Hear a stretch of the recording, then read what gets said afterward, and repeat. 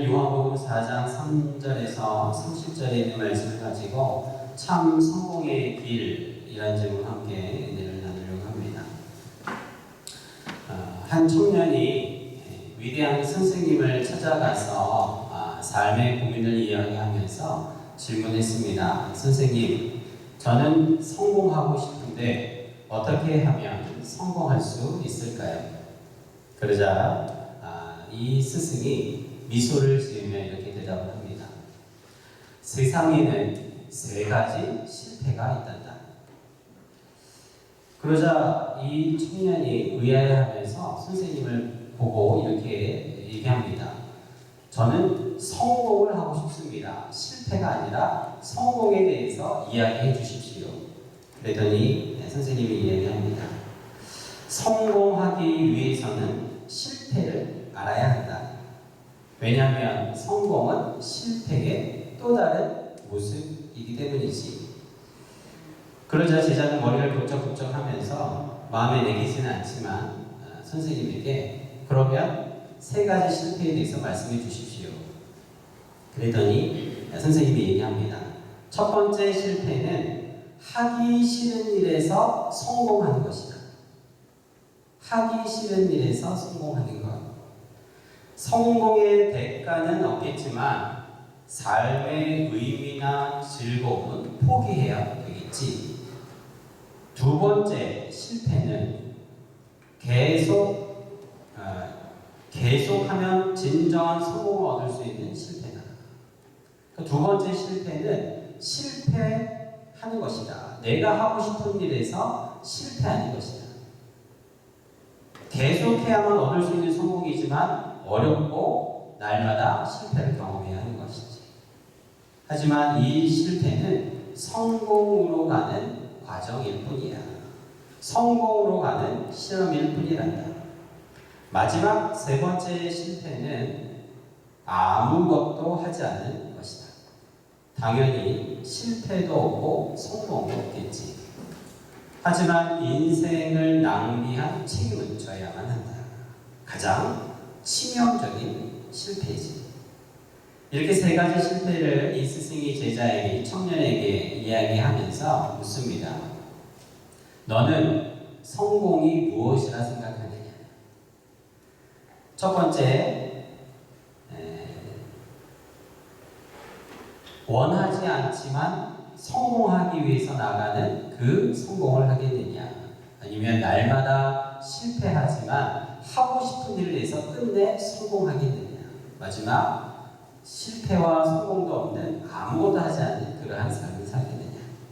그러자 이 청년이 무엇인가를 깨달은 듯이 이렇게 큰 소리로 대답합니다. 선생님, 저는 매일 하고 싶은 일을 하겠습니다. 실패를 해도 좌절이 와도 어려움이 와도 한 번밖에 없는 내 젊음과 내 인생을 하고 싶은 일을 하면서 살겠습니다. 그러자 선생님이 이 청년에게 그래, 그 일을 찾아라. 그리고 신나게 해라.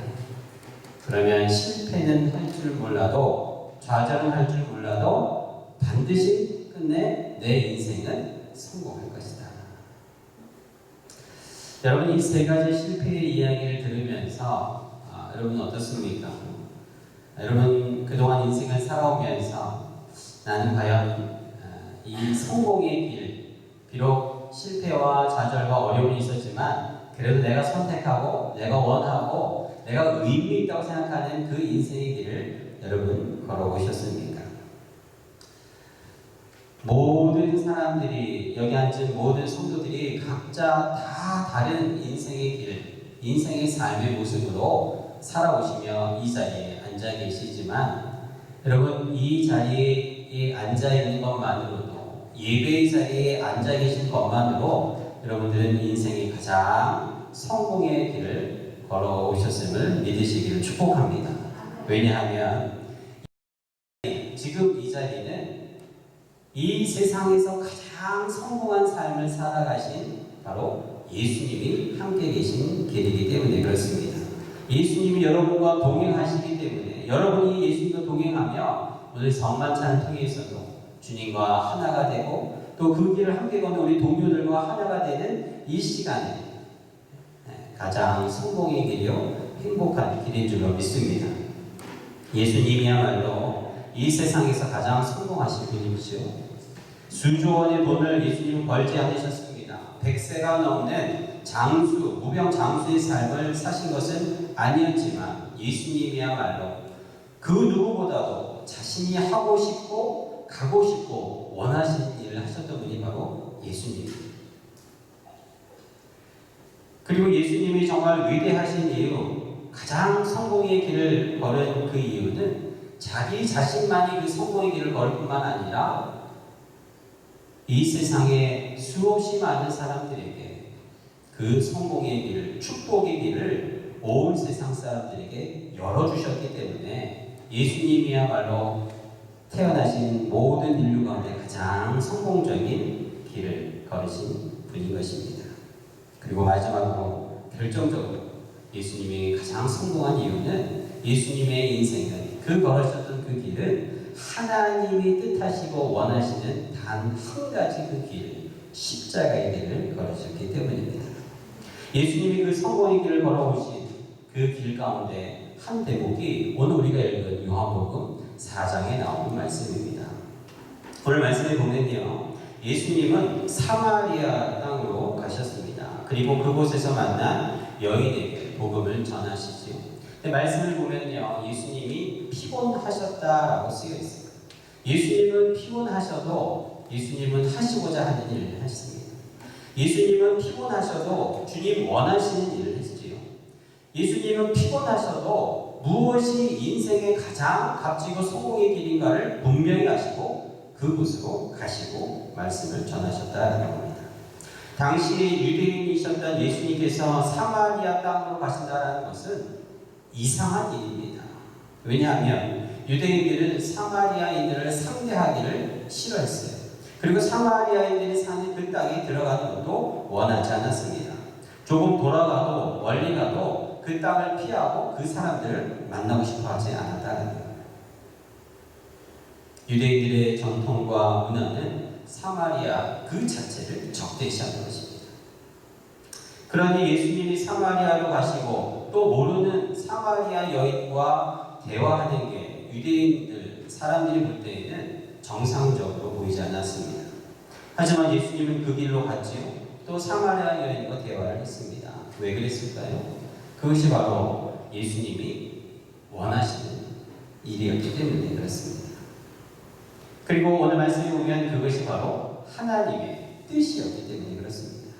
여러분, 이 포인트 굉장히 중요한 말씀이 있습니다. 여러분, 우리는 이 땅을 살아가면서 피곤하죠. 얼마나 2년 동안에 우리 코로나로 인해서 피곤했습니다.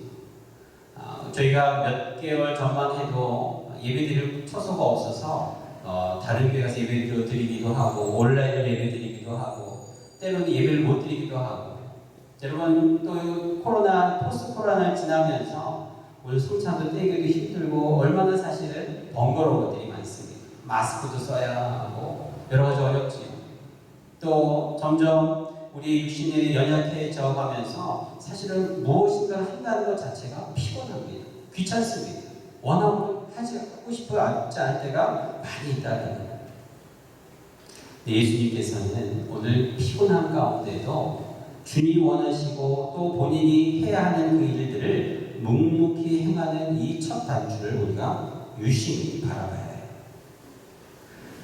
예수님은 때때로 힘드실 때가 많이 있었습니다. 머리 둘 곳조차 없이 쉬실 곳조차 없었던 그러한 삶 가운데에서도 하나님의 뜻이고 본인이 원하는 그 길을, 가야 하는 그 길을 걸어가신 것을 우리가 보게 되는 것입니다.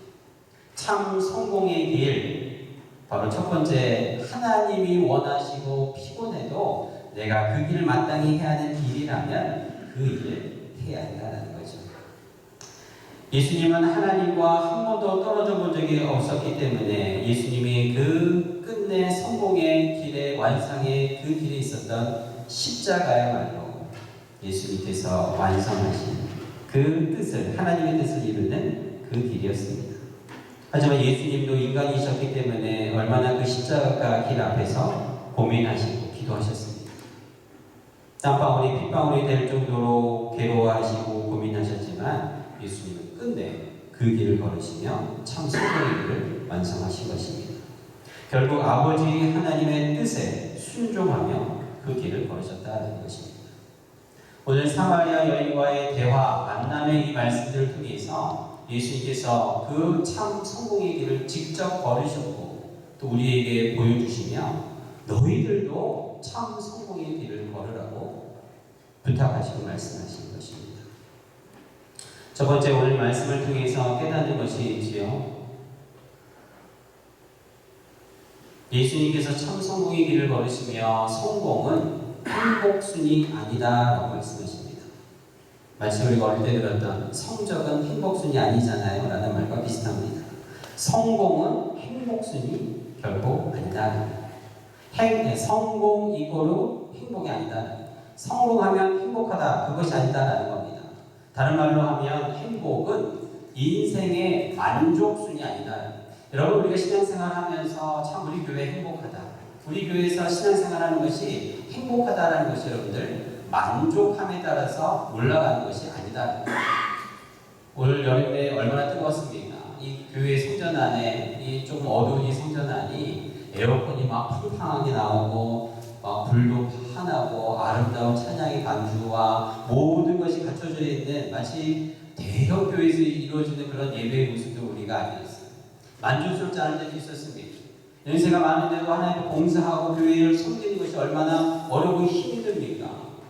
쉽게 신앙생활을 할 수 있는 상황이 우리 주변에 있음에도 불구하고 만족을 버리고 포기하면서도 이곳에서 예배드리는 우리 성도들의 마음이 행복한 이유, 행복은 만족순이 아니다. 보통 사람은요 만족도에 따라서 행복감이 올라가는 것이 맞다라고 생각을 합니다. 그것이 성공했다라고 착각을 하죠. 하지만 실제로는 그렇지 않습니다. 만족도와 행복은 비례하지 않습니다. 노벨 경제학상을 받은 앵거스 디턴 프린스턴 대학교 교수가 돈과 행복의 상관관계를 연구했어요. 2010년도에요.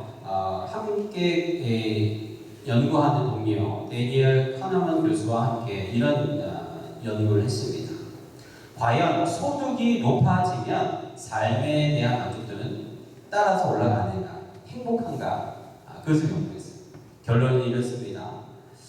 북미를 기준으로 했겠지요. 약 7만 5천 달러, 한 7만 불 정도를 벌게 되면 더 이상 벌게 되면 그 만족과 행복이 별 차이가 없다는 거예요. 그 밑에까지는 내가 돈을 더 많이 받으면 연봉이 더 올라가면 내가 원하는 직장을 얻게 되면 내가 더 만족하면 행복해지겠지 보통 사람들은 생각한다는 거예요. 그런데 정말 연구를 해보고 설문을 조사를 해보니까요 그렇지 않아요. 7만 불 정도 되면 이제는 10만 불을 벌거나 100만 불을 벌거나 만족이 똑같아요. 저도 한번 생각을 해봤습니다. 예전에 제가 50만 원 받을 때, 100만 원 받을 때, 더 받을 때, 더 많이 받고 더 많이 얻다고 해서 삶에 편리함은 있었지만 내가 더 행복하다고 느꼈는가? 그렇지 않았다는 것입니다. 어떤 면에서 사람들의 만족감은 상대적입니다. 남들보다 더 많으면, 더 건강하면, 더 원하는 것을 얻으면 만족은 하겠지만 하나님이 인정하시고 말씀하시는 그 행복, 인간의 참 성공의 길과는 동의하지 않다는 것입니다. 반면에 하나님은, 성경은 인간의 행복이 이 땅 위에서 채워지는 만족에 있지 않다라고 분명히 말씀하고 있습니다. 여러분 말씀 가지고 계신 분들은 전도서 1장 말씀을 찾아보시기 바랍니다. 전도서 1장 8절 말씀입니다. 모든 만물이 피곤하다라는 것을 사람이 말로 다 말할 수는 없느니 눈은 보아도 족함이 없고 귀는 들어도 가득 차지 아니하도다.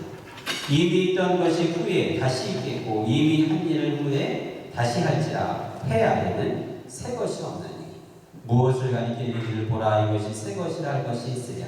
우리가 있기 오래전 세대들에도 이미 있었느니라. 이전 세대들이 기억됨이 없으니 장래 세대도 그 후 세대들과 함께 기억됨이 없으리라.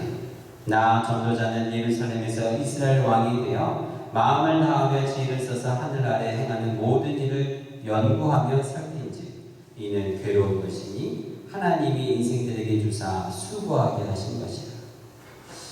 솔로몬 왕이요, 수천 년 전에 2010년도 프린스턴 대학교 교수가 연구한 것을 이미 수천 년 전에 연구를 해냅니다. 하늘 아래서 행하는 모든 일을 연구하며 살핀즉 이 땅에서 행하는 것들이 사실은 괴로운 것이다. 14절입니다. 내가 해 아래서 행하는 모든 것을 보았노라. 보라, 모두 다 헛되어 바람을 잡으려는 것이로다. 구부러진 것도 곱게 할 수 없고 모자란 것도 셀 수 없도다. 내가 내 마음속으로 말하여 이르기를 보라, 내가 크게 되어 지혜를 더 많이 얻었으므로 나보다 먼저 예루살렘에 있던 모든 사람들보다 낫다 하였느니 내 마음이 지혜와 지식을 많이 만난 것 같습니다.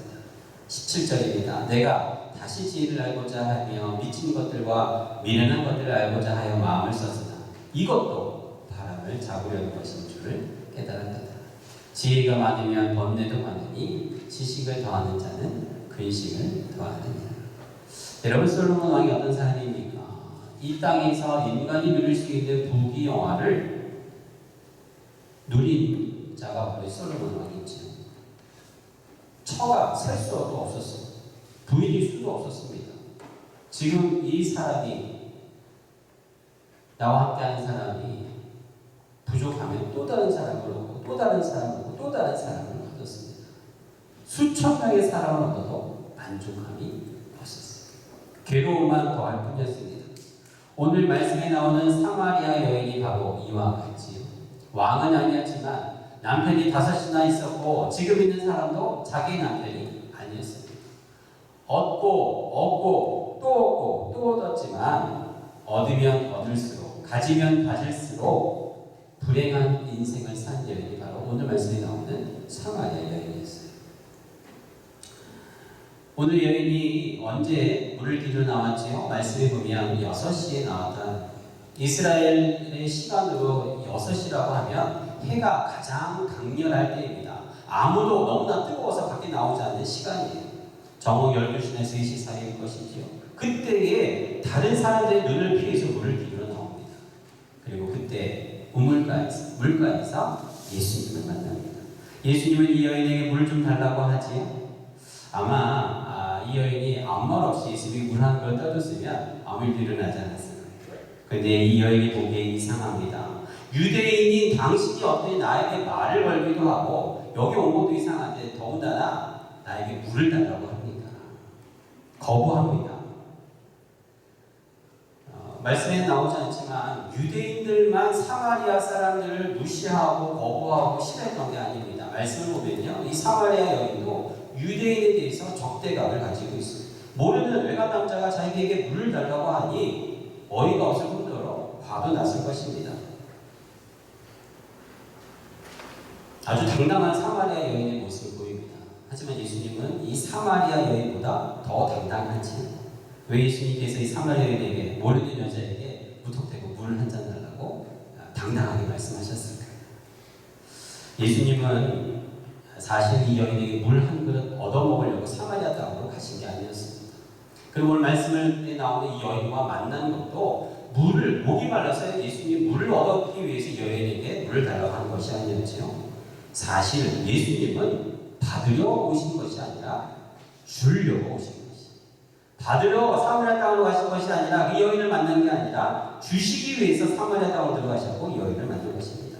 그뿐만 아니지요. 예수님은 이 여인에 대해서 이미 모든 것을 다 알고 계셨습니다. 물 한 잔을 얻기 위해서가 아니라 영원한 생수를 이 여인에게 주시기 위해서 오늘 물 한 잔 달라고 말씀하신 것이죠. 그렇습니다. 예수님은 이미 주실 축복을 갖고 우리에게 오셨습니다. 주님이 오늘 이 자리에 나를 만나 주시면서 예수님은 그저 오신 것이 아니라 여러분 각자에게 주실 복을 가지고 오셨다. 오늘 10절 말씀에 여인에게 그것을 말씀해 주지요. 오늘 우리가 읽었던 요한복음 4장 10절입니다. 내가 만일 하나님의 선물과 또 내게 물 좀 달라 하는 이가 누구인 줄 알았더라면 내가 그에게 구하였을 것이요 그가 생수를 내게 주었으리라. 내가 지금 내 앞에 서 있는데 내가 너에게 지금 복을 주려고 한다. 내가 이 복을 받을 그릇이 되어 있으면 내 믿음과 순종의 그릇만큼 내가 너에게 주는 복을 받을 것이다. 이 말씀을 하고 있는 것이다. 여러분, 성경은요, 하나님이 직접 말씀을 하시든 천사를 보내시든 주의 종을 보내든 반드시 그냥 오시지 않습니다. 반드시 그 손에 받을 복을 가지고 오세요. 여러분, 이 믿음을 붙드시기를 축복합니다.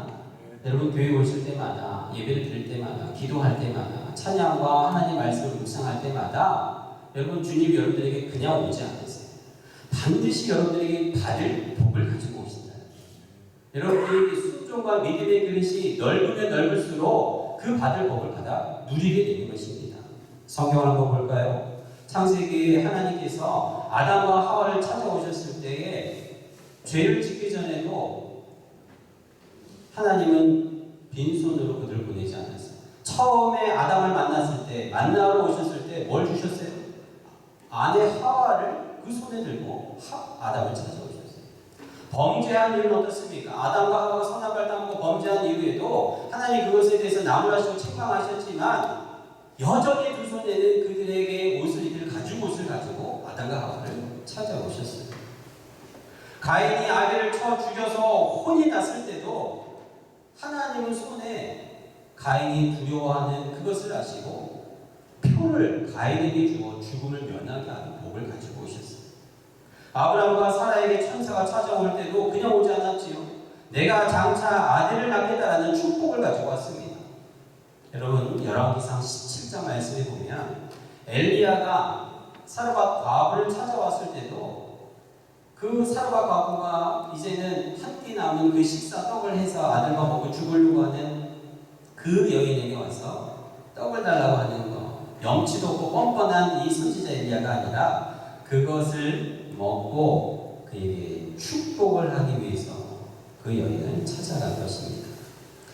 열왕기상 17장에 보면은 사르밧 과부가 성문 밖에서 나뭇가지를 줍고 있는 장면을 시작을 합니다. 이때 엘리야가 이 여인을 보고 이야기하지요. 가서 물을 좀 가지고 와라. 그리고 올 때 떡도 좀 가지고 와라. 이렇게 얘기합니다.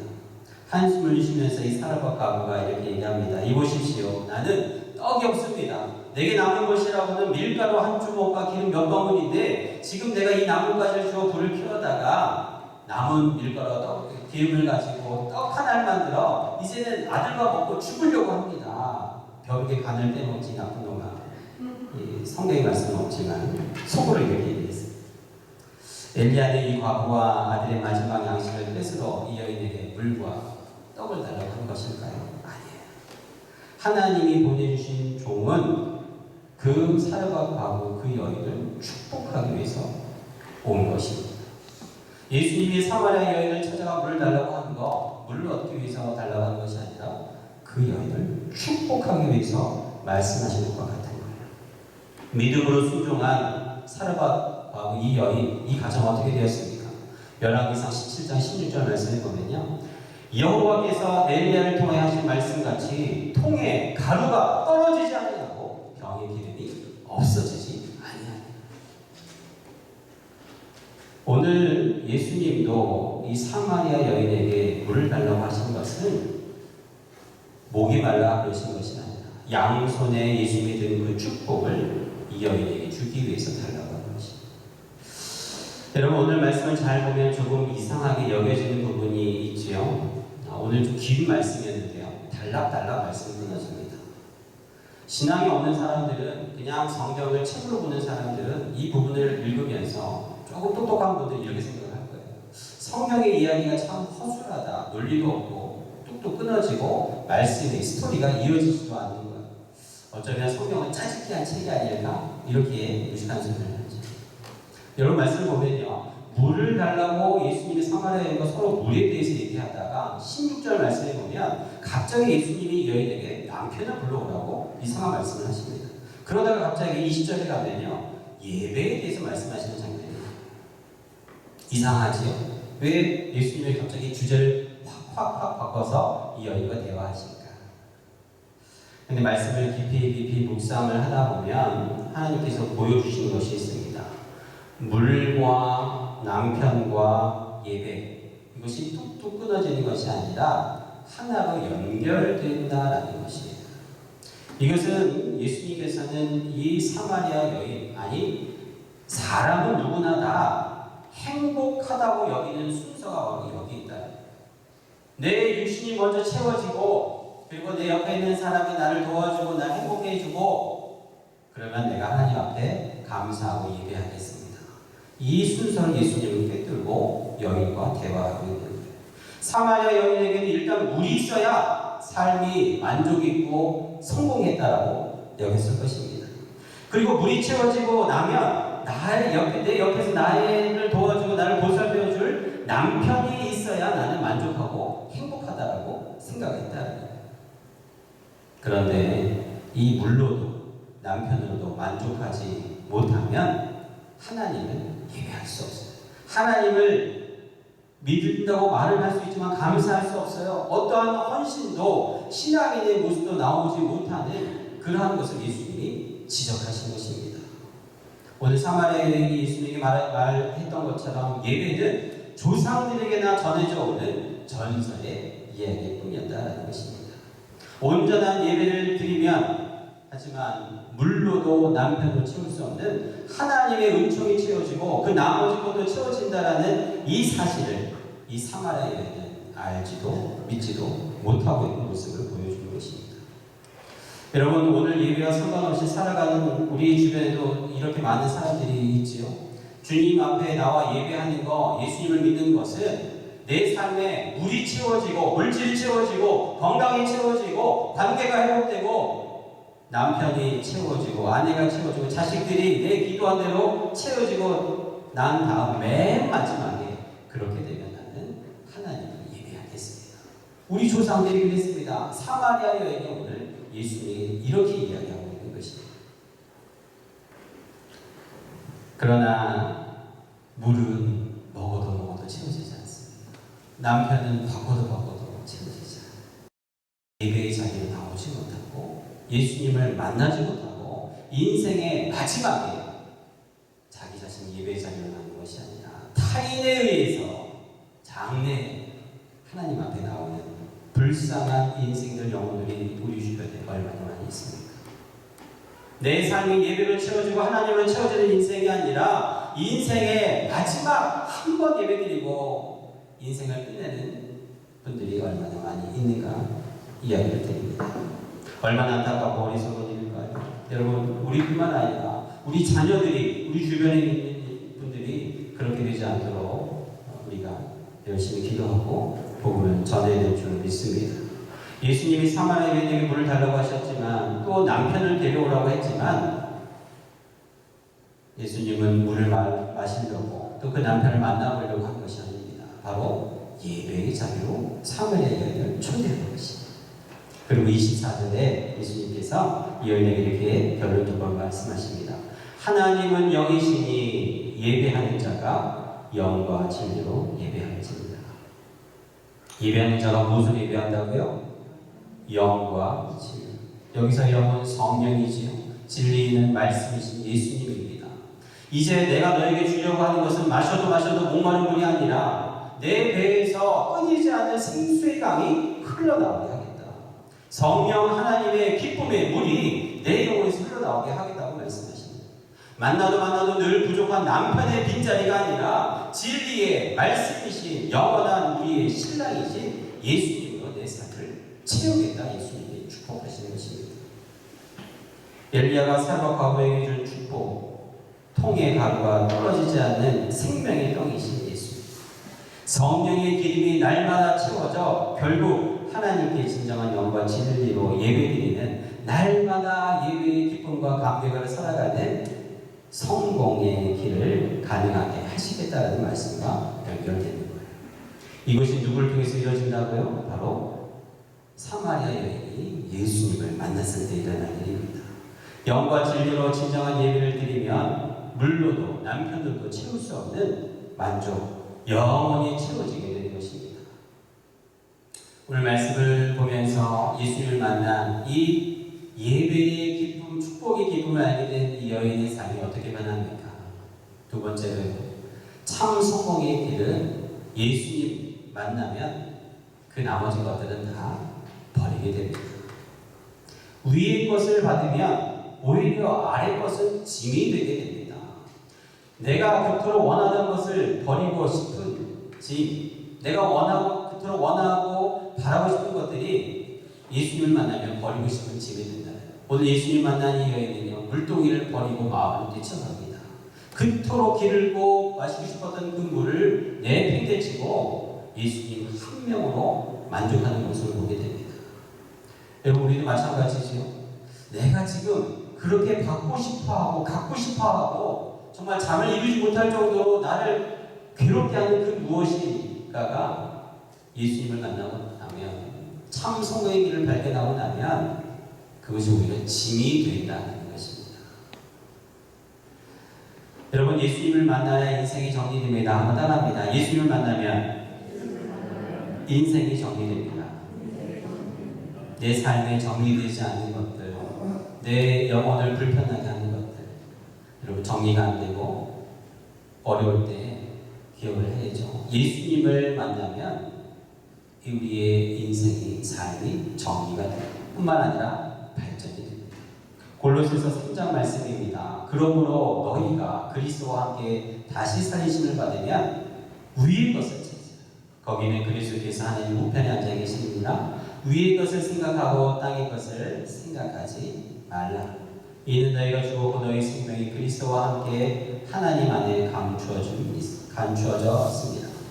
우리 생명이신 그리스도께서 나타나실 때 너희도 그와 함께 영광 중에 나타납니다. 여러분, 골로새서 3장 1절부터 있는 이 말씀을 오늘 요한복음 4장 말씀과 꼭 연결해서 보시기 바랍니다.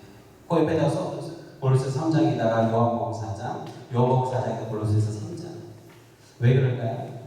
위의 것을 찾으라. 그리하면 땅의 것을 생각하지 않고 땅의 것을 버리게 되고 사마리아 여인과 같이 오히려 짐처럼 여겨질 것이다. 여러분, 이 땅을 살아가면서 이것보다 더 행복한 인생이 어디 있겠습니까? 수없이 많은 사람들이 찾고 얻고 가지려고 하는 것들이 나에게는 짐이 되게 느껴지는 그 신앙을 가진 사람들의 삶이 얼마나 행복하게 되니까 말씀드립니다. 골로새서 3장 14절 보게 돼요. 그 이유가 나옵니다. 이 모든 것에 사랑을 더하라. 이는 온전하게 매는 때이라. 그리스도의 평강이 너희 마음을 주장하게 하라. 너희는 평강을 위하여 한 몸을 부르심을 받았나니 너희는 또한 감사하는 자가 되라. 그리스도의 말씀이 너희 속에 풍성히 거하여 모든 지혜를 피차 가르치며 권면하고 시와 찬송과 신령한 노래를 부르며 감사하는 마음으로 하나님을 찬양하고 또 무엇을 하든지 말이나 일이나 다 예수의 이름으로 하고 그를 힘입어 하나님 아버지께 감사하라. 그리고 18절에 뭐가 나와요? 그 유명한 아내들아 남편에게 복종하라. 이는 주 안에서 나타나라. 그럼 그 뒤에 남편아 아내를 사랑하는 말씀이 나옵니다. 여러분, 예수님이 사마리아 여인에게 물과 남편과 예배에 대한 말씀하신 것이 골로새 3장에는 거꾸로 나옵니다. 위의 것을 찾으면 신령과 진정을 하나님 앞에 예배하게 됩니다. 그리고 18절에 어떻게 돼요? 위의 것으로 하나님께 예배하고 찬양하는 인생은 그 다음에 17절, 18절에 아내와 남편의 자녀의 관계가 또 종의 관계가 회복되는 것을 보여줍니다.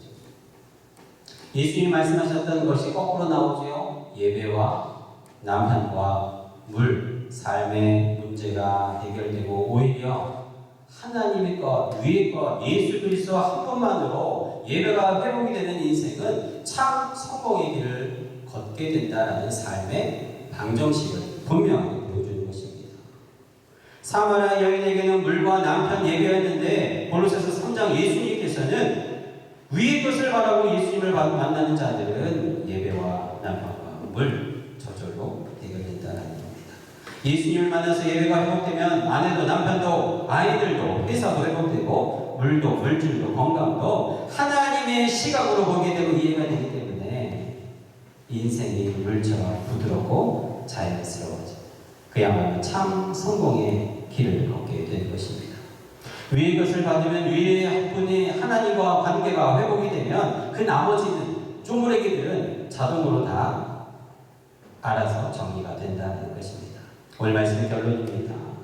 여러분, 사마리아 여인은 예수님을 만나고 인생이 정리가 됐어요. 그리고 참 행복이 무엇인지, 참 성공이 무엇인지, 그 길이 무엇인지 예수님을 통해서 얻게 됩니다. 물과 남편과 예배가 아니라 예배와 남편과 물, 이 순서를 분명하게 깨닫게 됐다는 거예요. 노력해서 예수를 만난 게 아니었지요? 돈을 엄청 들여서 예수를 만난 오늘 사마리아 여인이 아니었습니다. 예수님이 여인을 찾아오셨어요. 그 성공의 길로 인도하셨습니다. 그리고 이 사실을 믿기만 하면, 그것을 받아 누리기만 되면, 순종하게 되면 누구나 다 얻을 수 있는 축복이요 성공인 것입니다. 사마리아 여인이 예쁘고 성공된 인생을 살았기 때문에 예수님이 그 여인을 만나신 것이 아닙니다. 결코 아닙니다. 그 누구보다도 실패의 인생길을 걷고 있다가 자타공인 망한 인생이라고 여긴 여인이 바로 사마리아 여인 아닙니까? 엘리야가 만난 사울과 가보도 마찬가지지요. 내일 죽으려고 죽음을 하루 앞둔 완전히 망한 인생을 사는 여인이 바로 이 사르밧 여인이었어요. 하지만 하나님의 말씀에 엘리야에게 임하고 그때에 이 여인을 찾아낸 것입니다. 여러분, 이 자리에 아무리 힘들어도 내일 죽고 싶은 사르밧 여인과 같은 분 계십니까? 남편을 5이나 두고 지금 있는 남편도 내 남편도 아니고 지금도 여전히 목마른 사마리아 여인과 같이 고통스러운 분 계십니까? 이런 분에게도 예수님이 찾아가셨는데 오늘 예배드리는 것을 귀히 여기는 여러분들에게 예수님이 오시지 않겠습니까? 그 주님이 그 두 손에 여러분들에게 부어주실 복을 갖고 오시지 않겠습니까? 사랑하는 여러분, 우리는 어쩌면 이 두 여인과 같이 너무 절박하지 않기 때문에 주님이 우리 나에게 오신 것도 나에게 주실 그 축복이 있음에도 여러분 예배 생활, 신앙 생활을 등한시하며 살아오지는 않았습니다. 지금 이 교회 밖에 우리 주변에 어쩌면 사르밧 여인과 같은 사마리아 여인과 같은 내일 죽고 싶은 사람들이 얼마나 많이 있겠습니까?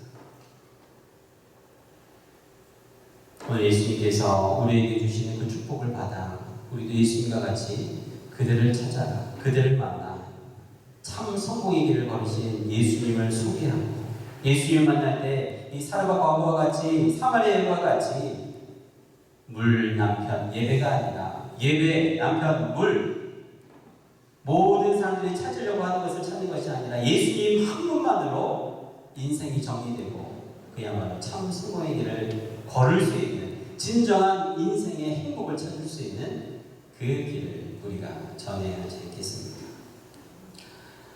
말씀을 통해서 우리가 다시 한번 우리를 찾아오신 예수님을 기억하고 맞아들이고 그 복을 받아들이는 여러분 모두가 되기를 주의 이름으로 축복합니다.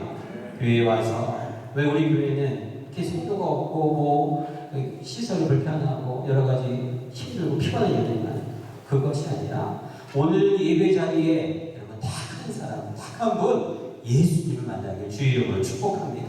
예수님을 만나서 예수님 여러분 각자 모두 다 틀린 그 상황과 처신 속에 주시는 축복을 온전히 받아 누리시기를 축복합니다. 예수님 만나고 돌아가는 이 예배 시간 되기를 주의 이름으로 축복합니다. 우리 시간